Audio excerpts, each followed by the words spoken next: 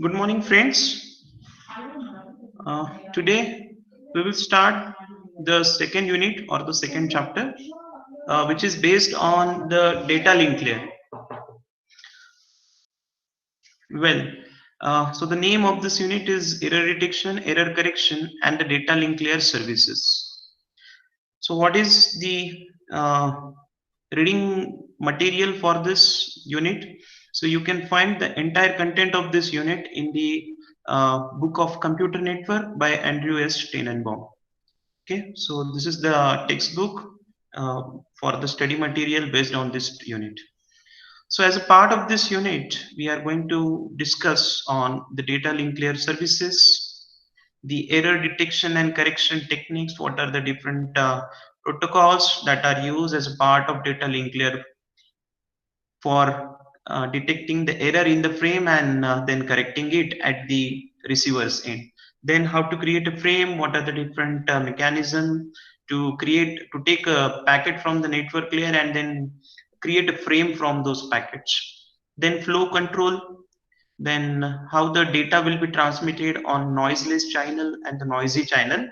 So which are the different protocol that supports the transmission of data over a noiseless channel and over a noisy channel. So as a part of data link layer design issues, uh, first we'll see what is the role of data link layer. So the data link layer, it transforms the physical layer, a raw transmission facility, to a link which is responsible for node to node communication. Talking about the specific responsibilities of the data link layer, which includes creating a frames from packets, then addressing those frames, controlling flow of transmission, error control. In error control, there are two operations that will be performed. One is detecting error and then correcting it. And then finally, media access control. So these are some responsibilities of the data link layer. Now let's see what are the services that are provided by the network layer. So in nutshell, I will tell you, and in detail we'll later talk about it.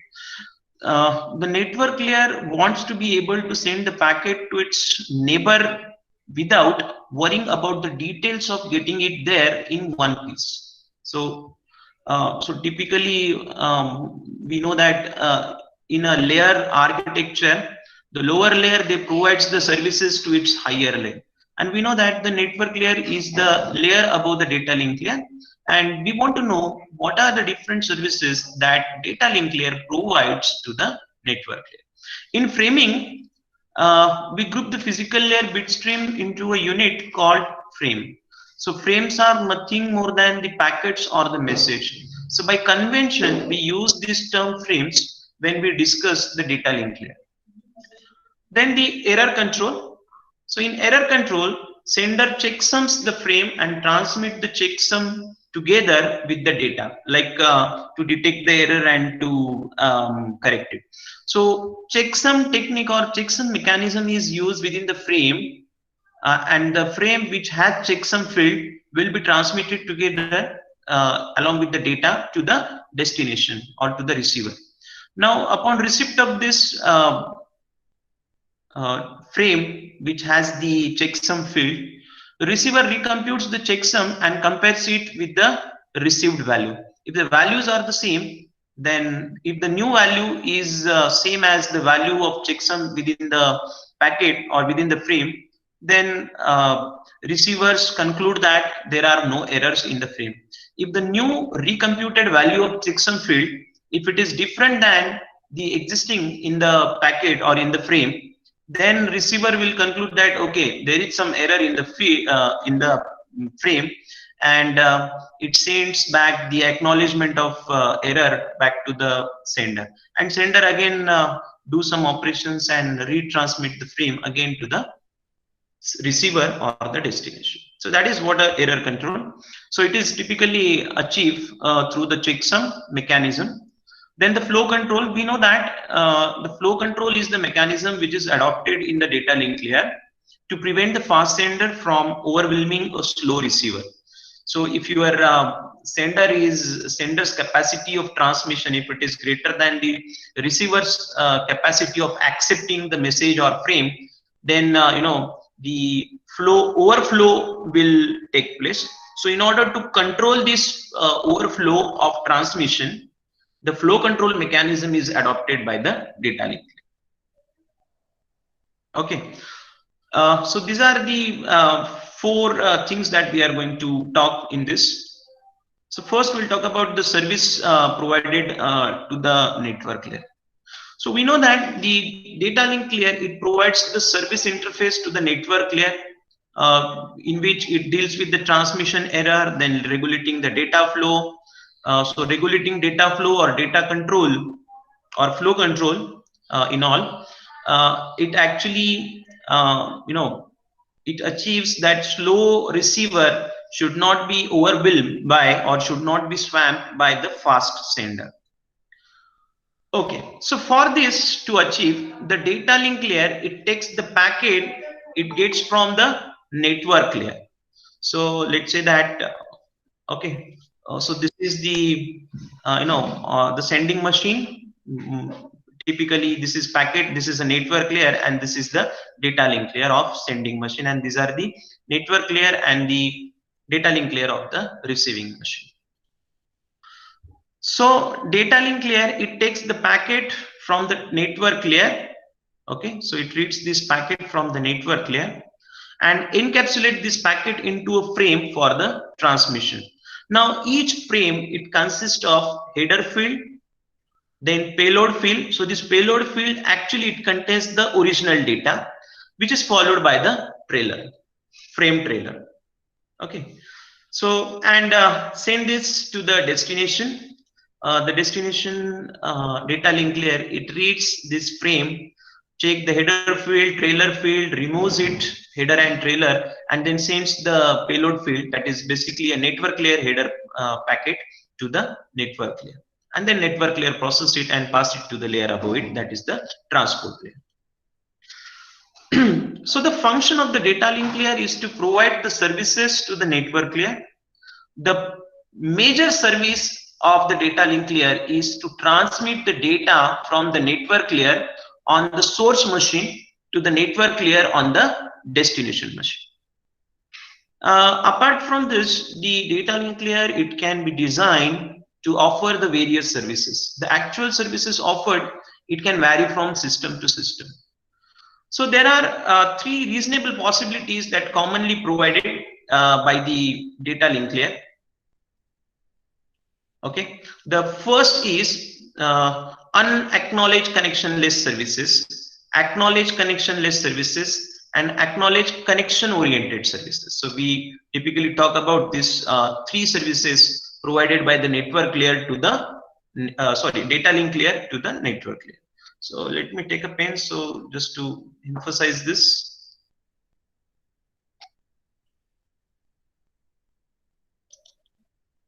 So let me go back and I will create a new slide just to write these three services. So the first service is connectionless.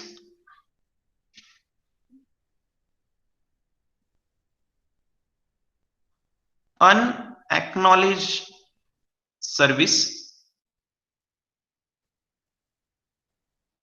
Then second is connectionless acknowledged service, and third is connection oriented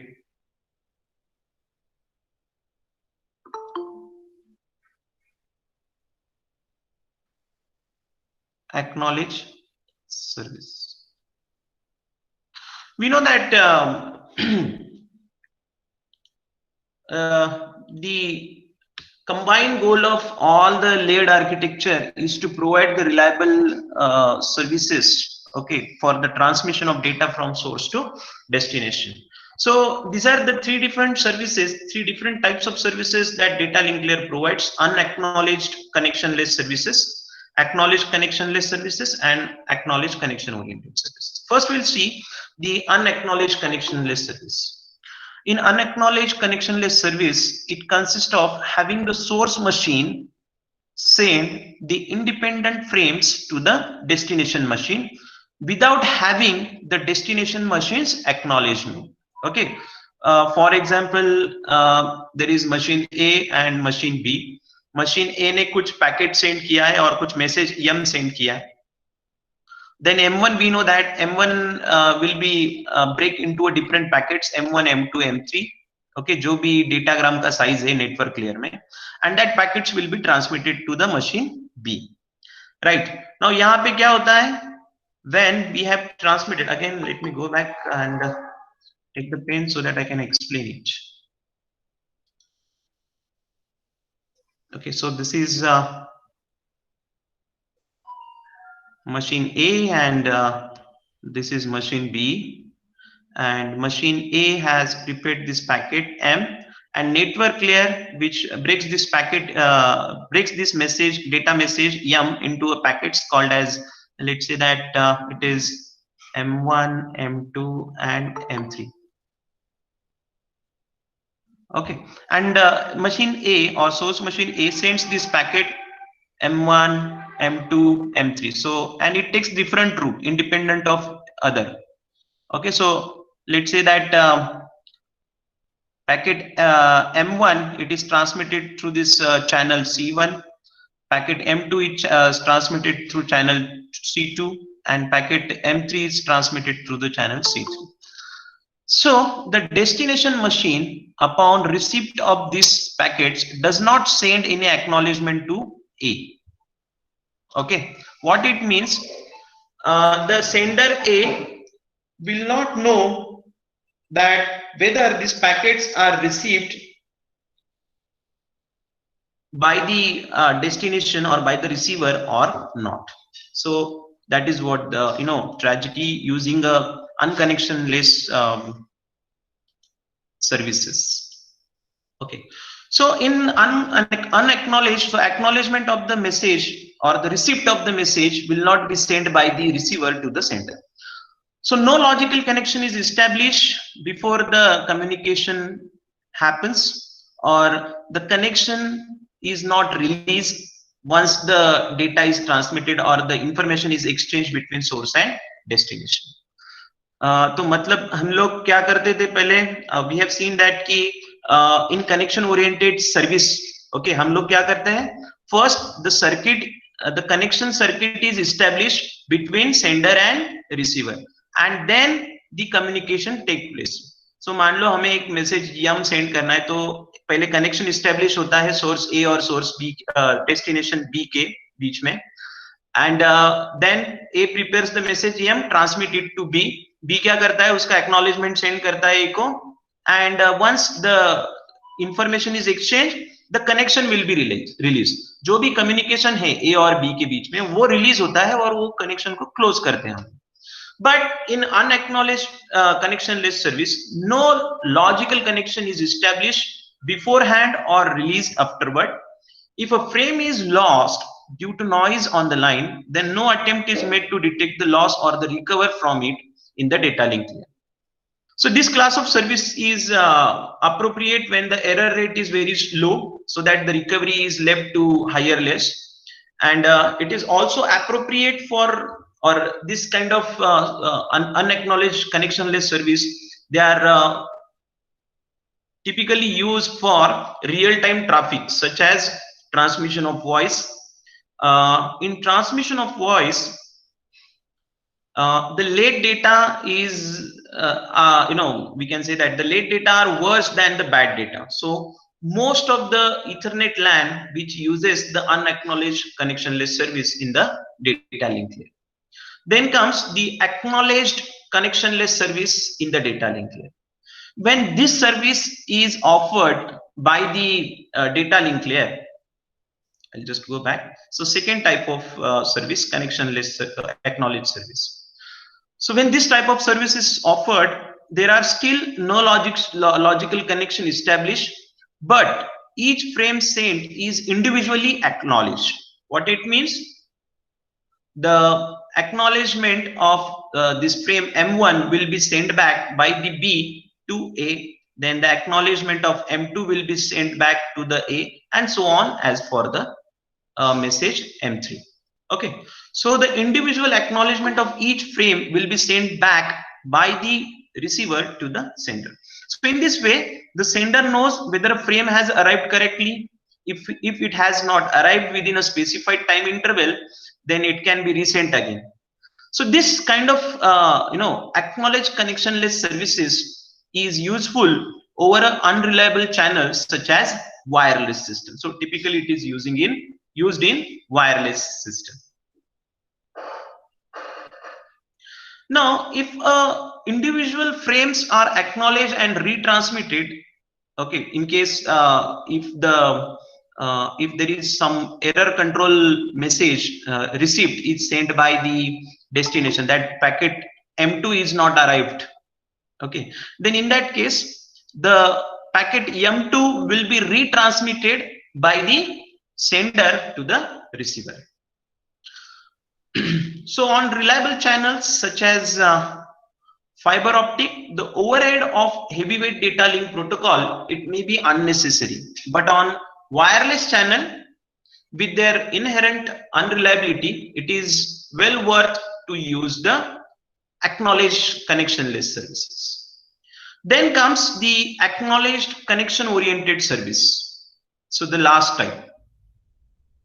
So here the source and destination machine, they establish the connection before any data are transferred. Okay, so like this, which we have discussed here. So M and B, if they are want the communication over a physical channel, okay, over some wired media or fiber optical cable, in that case the first connection should be established between A and B. So each frame will be sent over the connection is numbered, and the data link layer guarantees that each frame sent is indeed received by the destination. Furthermore, it guarantees that each frame is received exactly once and that all frames are received in the right order. So when connection oriented service is used, transfer go through the three distinct phases. In the first phase, connection is established by having both the side initializing their variables and counters, which is needed to keep the track of which frame have been received and which one have lost. So this is the first phase in which the connection is established. In the second phase, the transmission will take place, or the message exchange or the information exchange will be take place. So the sender will send one or more frames on the transmission medium to the receiver or the destination. That is the second phase. And in the third or the final phase, the connection is released, which free up the memory or buffer and the other resources which is used to establish the connection between source A and destination B. Well, now we'll see what are the what type of service are provided to the network. That is again a point of discussion. So you can see that here these are the host 1 and host 2, host 1 and host 2. These are the two figures. Now we know that the data link layer, it provides the services to the network layer. Okay, so how the actual path of data transmission will take place, that is shown in this figure B. Okay, so this is the actual path that message follows from host 1 to host 2. So it starts from network layer, then it goes to data link layer, then it goes to physical layer, all the way to the transmission medium. It may be wired medium or wireless medium. Then it will be received at the physical layer of the destination host 2. Then it transfer it to the data link layer, and data link layer will pass it on to the network. So this is the actual data path, but it is always a better idea to visualize it using some virtual data plan. Okay, so in virtual data path, actually we are showing that the peer interface, this is the actual interface which will take place, but how the peer protocols or the peer layer on the source and destination machine will communicate through the peer interface that we have already seen in the first unit as a part of OSI reference model and the layer intercommunication. So layer they uses two type of interfaces, service interface and the peer interface. So peer interface, it is typically used to interact with the peer layer on the other machine or on the destination machine. So that is what's shown here. So this virtual communication is shown in this figure A. So from now onwards till the last unit, what we will talk in the context of virtual communication rather than actual communication. So iske aage jo bhi discussion hoga, when I say virtual communication, what it means, the peer layer on the source and destination machine, they interact or they communicate through the virtual path, virtual data path. Okay, this virtual data path will be established in what way? So it is established by the way it goes from top to bottom at the source and from bottom to top in the destination. Now here we can visualize it. So this is my layer 1 physical layer, this is my data link layer, and this is my network layer. Now let's say that these are the two routers that are interacting, or those are passing the message to each other.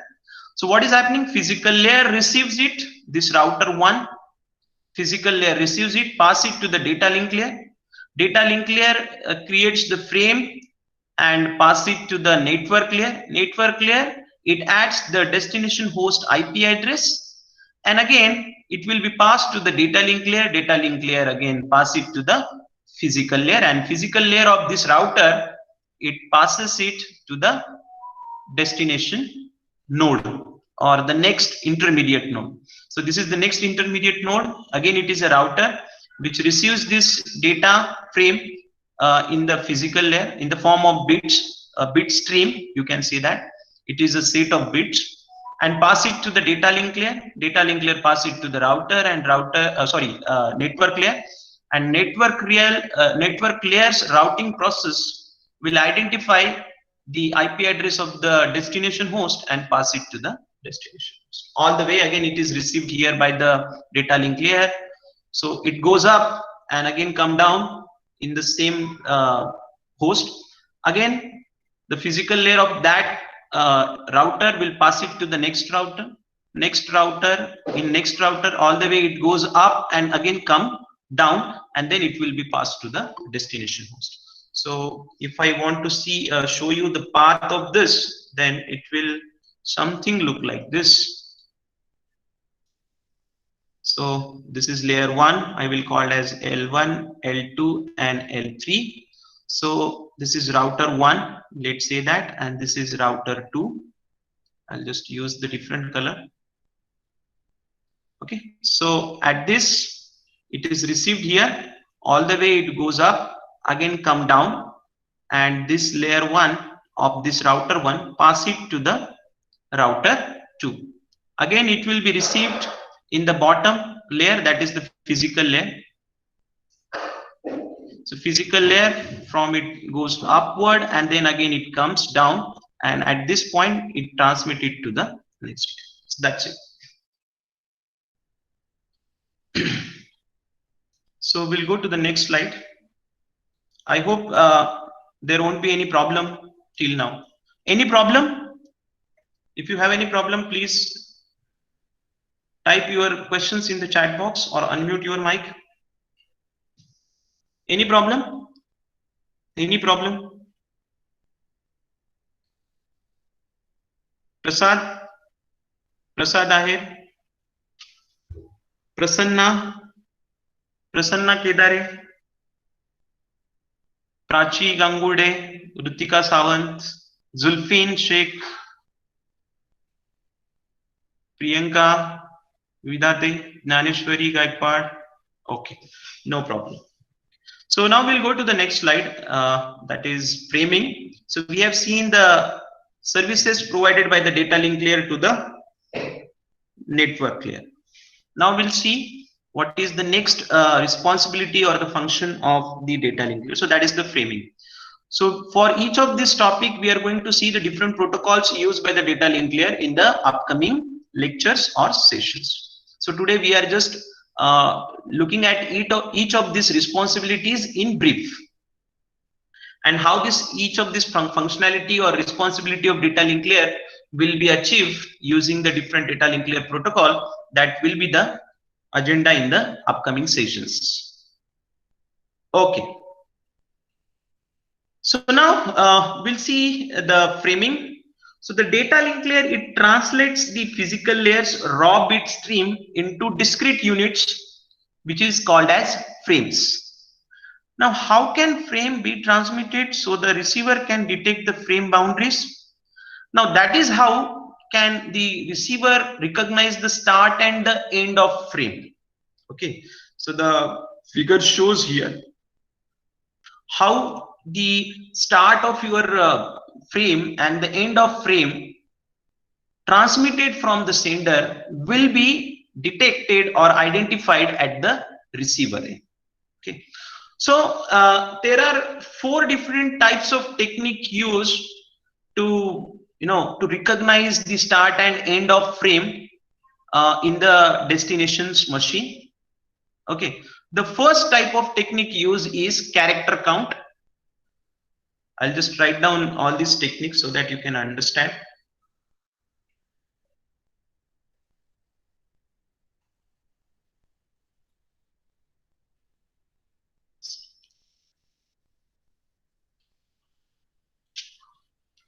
Okay, so the first type of, again I'll go back and take one more blank slide so that I will explain you. So the first type of technique which is used to identify the start and end of frame in the receiver's machine will be character count.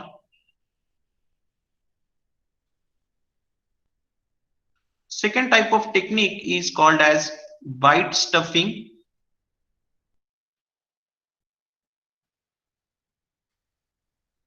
Third type of technique is called as bit stuffing.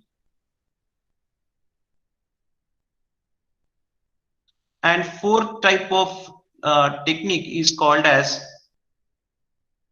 physical layer encoding violation.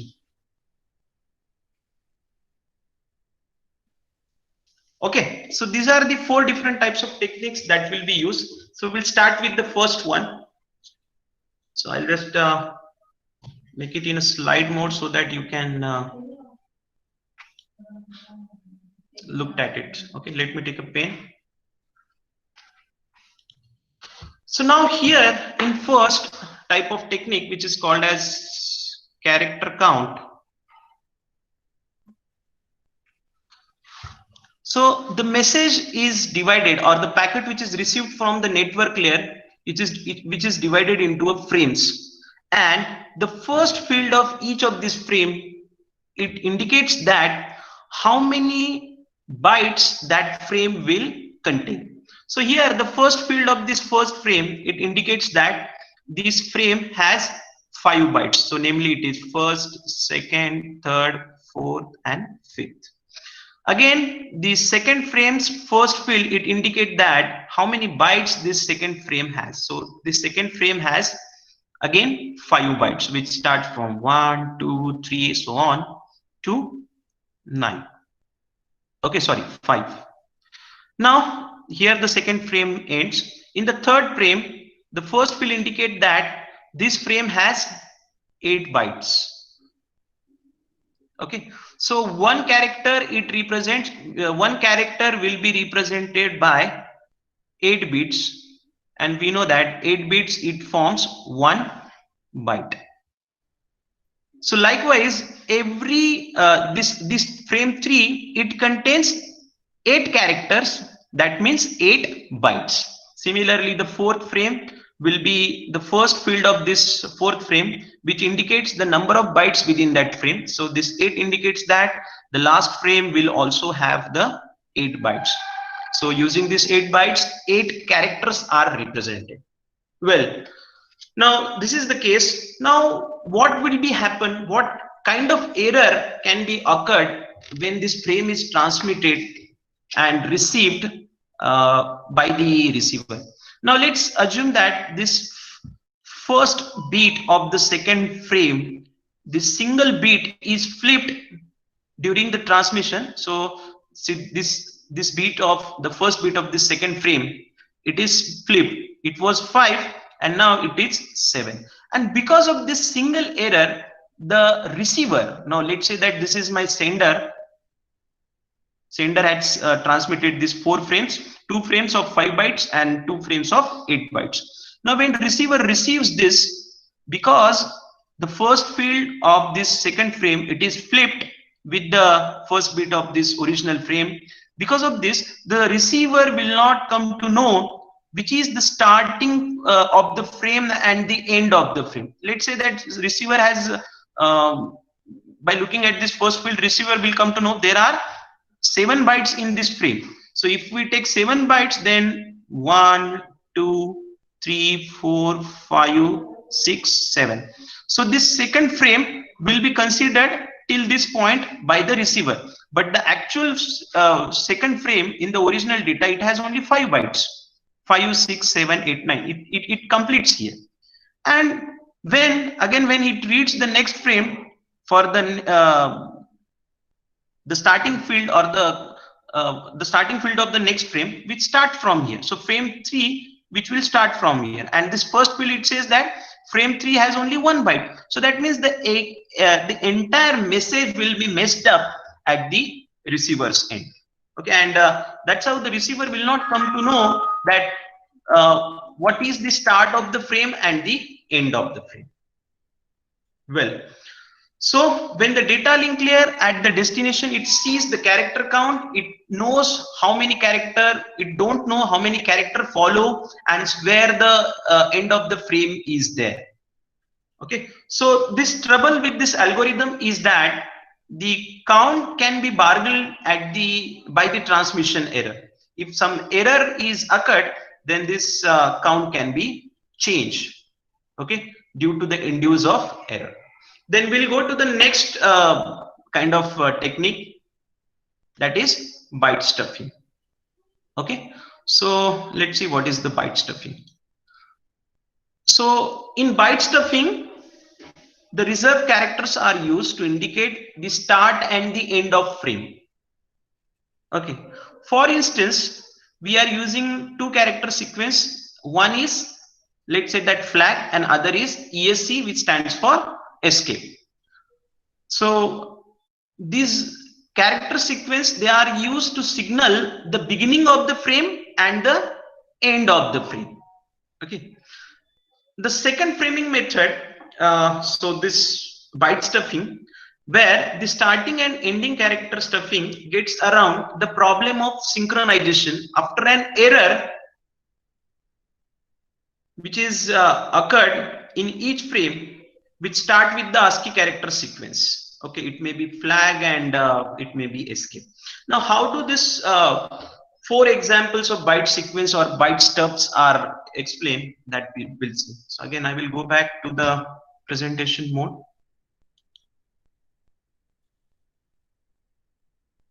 So the second one. Okay, so byte stuffing is used here, and how byte stuff is used, that we'll see.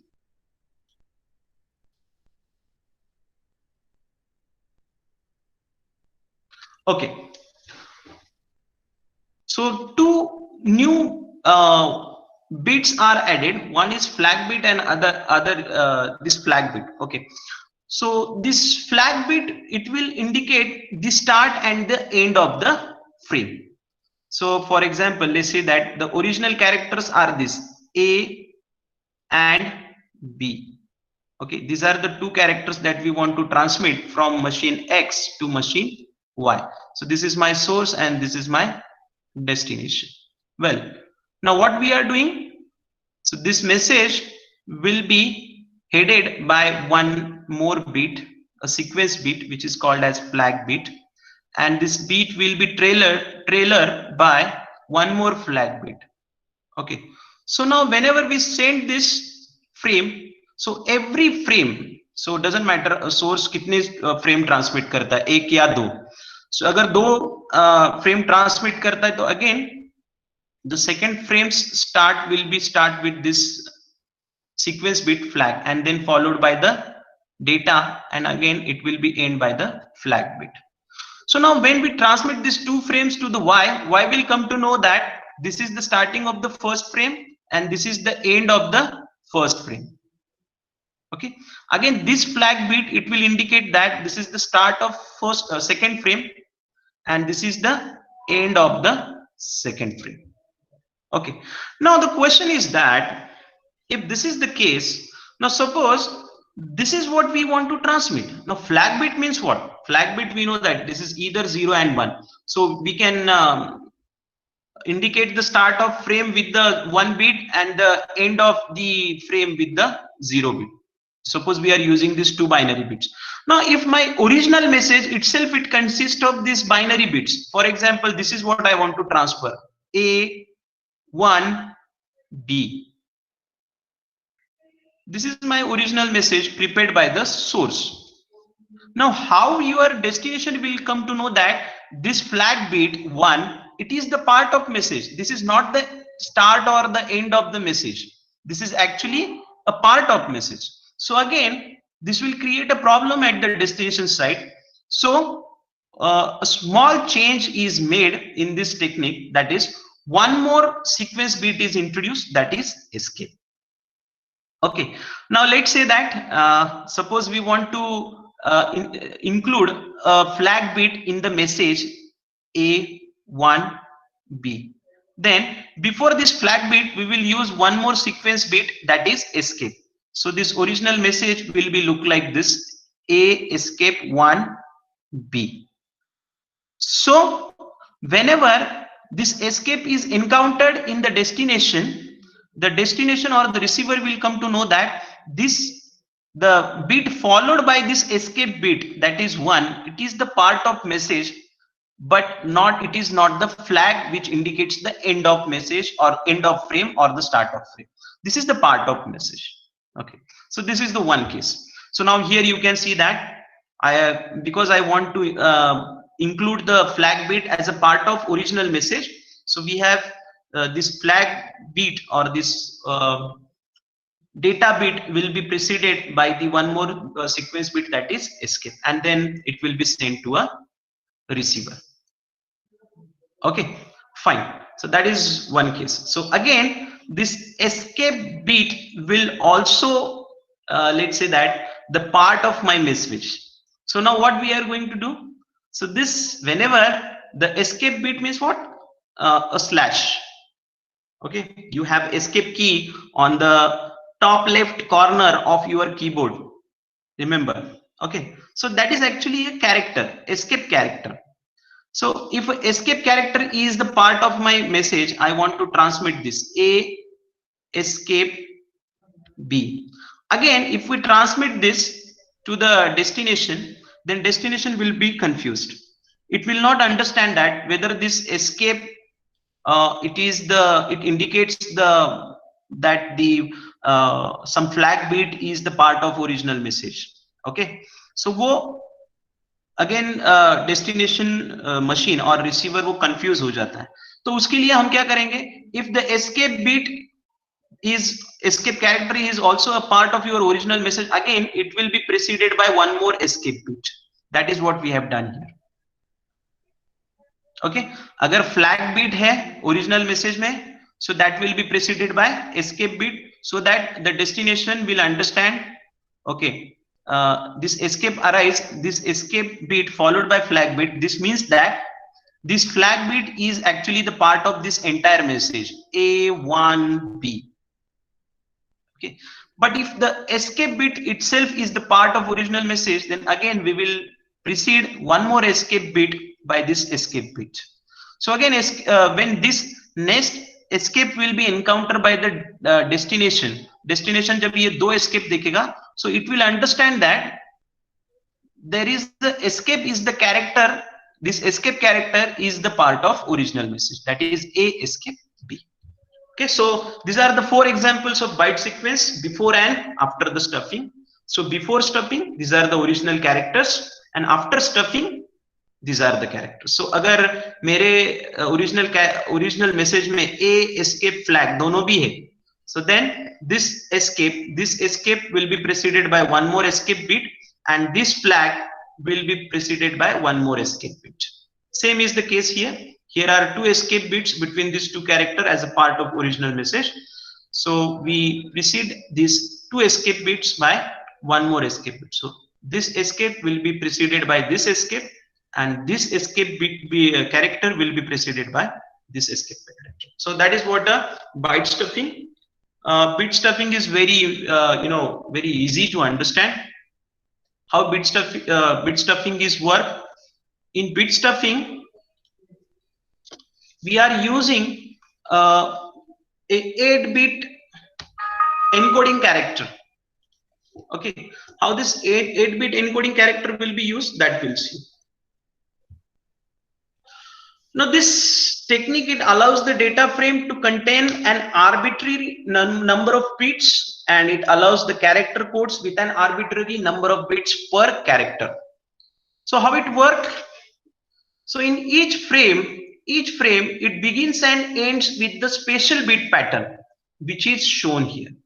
So let's say that this is the original data of my machine. Okay, now this data will be begin and ends with some special bit pattern. So let's say that the special bit pattern that we have decided to have here is, okay, 0 1 1 1 1 1 0. This is my special bit pattern. So what we are going to do, we are going to append this special bit pattern at the beginning and the end of our frame. Okay, so for example, let's say that this is my original message.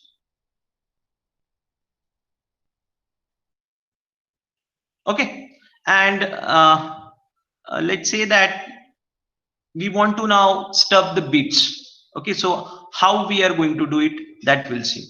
So the figure A, it shows the original data.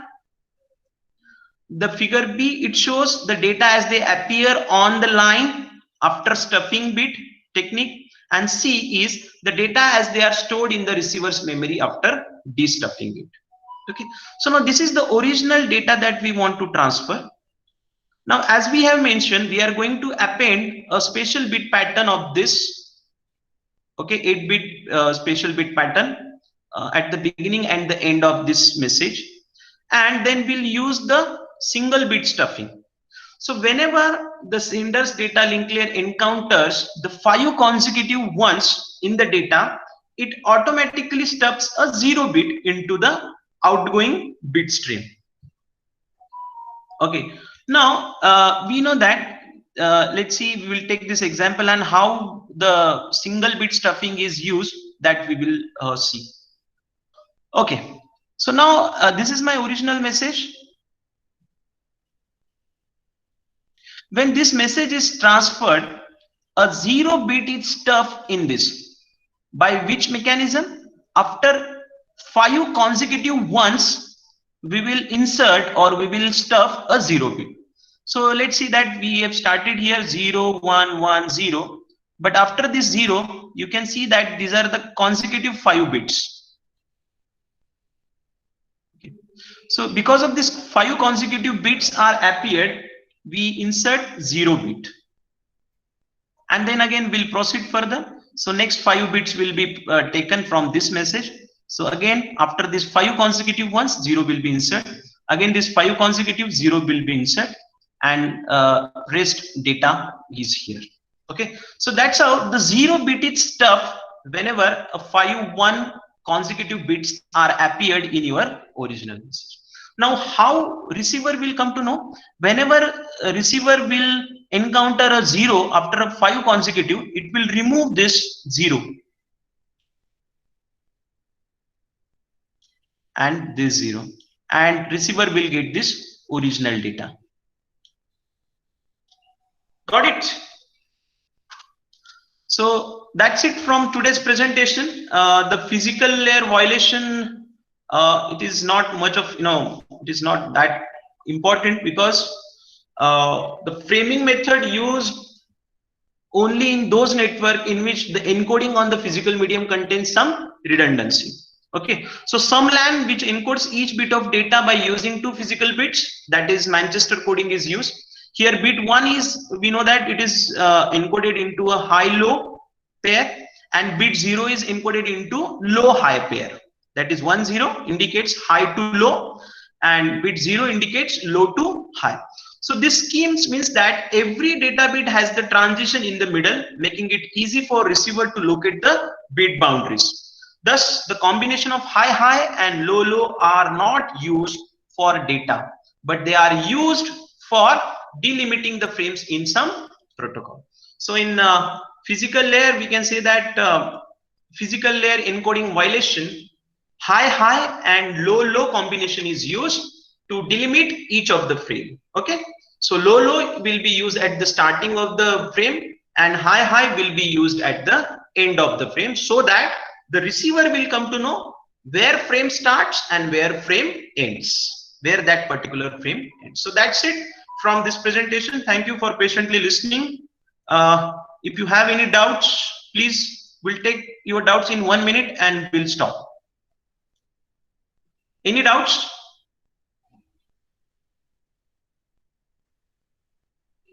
Okay, then you can end this meeting.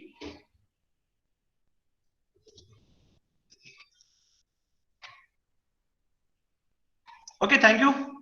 Once again, you can end this meeting.